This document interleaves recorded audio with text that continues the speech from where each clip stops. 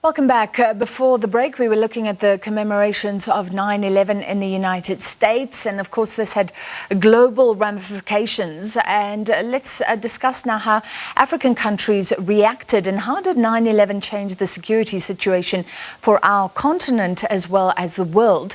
To discuss, we're joined by Senior Research Fellow at the Trade Collective, Lebohang Pheko. Lebohang, great to talk to you as always. Firstly, we were talking about the rhetoric around the war on terror seems to be particularly intense this time. The debate is raging again, and it really is raging because of the withdrawal from Afghanistan. I think you've always rejected the war on terror as a completely failed mission.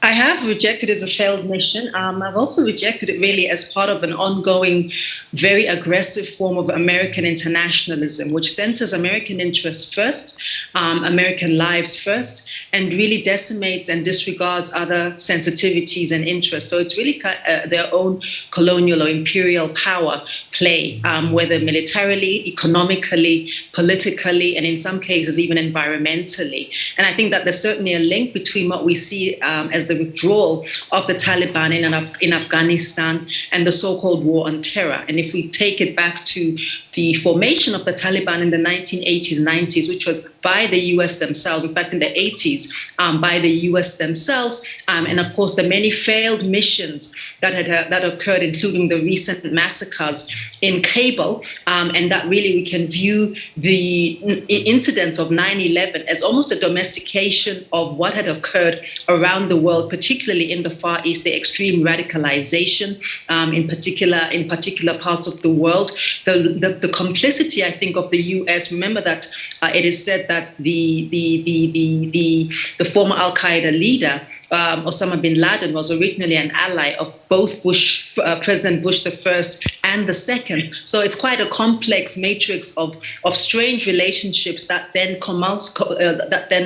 accumulated in what we saw in 9/11. But I think it's not only reduced to 9/11. There have been many 9/11s in different parts of the world and in different contexts. Yeah, and then from an African perspective, 2 South Africans died. I knew one of them, but not many Africans among the fatalities.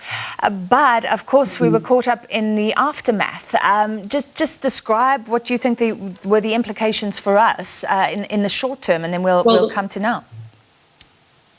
So for one thing is that for Southern Africa in particular, that what many of us might not be aware of is that previous to 9/11, the US hadn't viewed Southern Africa, with the exception, I suppose, of South Africa, as being of any strategic value or any strategic significance per se. They viewed it as, low income or, low income countries, which really had, for which there was no real use in terms of their geopolitical strategies. So what happened after 9/11 was that there was an increase in border security funded by the US state, by the US state. There was also an increase in military training on Lesotho soil, in Swaziland, and also in parts of Mozambique as well.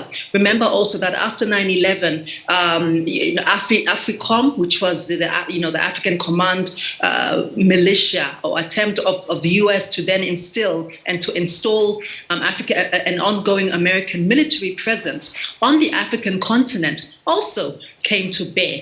And the other part of that is that we can also possibly blame 9/11 for some of the smoldering insurgencies that have also emerged in parts of Mozambique, right next door to us, in the Democratic Republic of Congo, in places like Somalia, across Kenya, across Mali, and so forth. I'm not suggesting that these groups per se are intentionally or per se working together as a collective, but there is some form of, it's fair to suggest that there certainly is some form of of connectivity between them, and that some of them, of course, draw some of their inspiration, their ideology from formations such as, but not exclusive to, Al-Qaeda, and that this has really then means that a lot of what we will view as American issues over there have been domesticated and brought to bear and are playing them out. So American wars are playing themselves out on African soil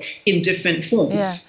So that's very interesting. I mean, because it seems like it's linked to Mozambican issues, this insurgency in the north that's been neglected, that's been radicalized. But of course, there are these links, and you're saying Al-Qaeda itself was the chickens coming home to roost for the US. What should the African continent's response be, I guess, as again, we debate the war on terror and what's happened since?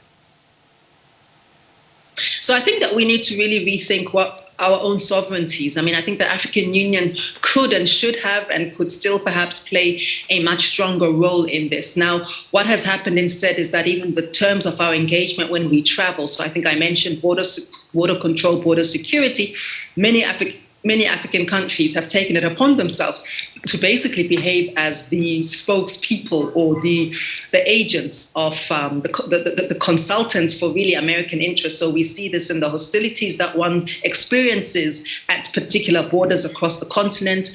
We also see this in the ways in which, for example, foreign policy, US policy to be specific, has been domesticated in securitization of private lives on African soil, increased monitoring and surveillance mechanisms on African soil. The fact that many people have been, red listed, many people and activists, academics, civil society, journalists, and so forth have been red listed for entry into the US since 9/11, based on something as flimsy as an article that might have been written years ago, going to an anti-Israel march or something, but all sorts of things, particularly people who have been quite vocal, quite vociferous, and so forth, some of whom I know as good colleagues and so forth. And I think that the African Union has not really done enough to put its foot forward in terms of cultural diplomacy, travel diplomacy, which is really...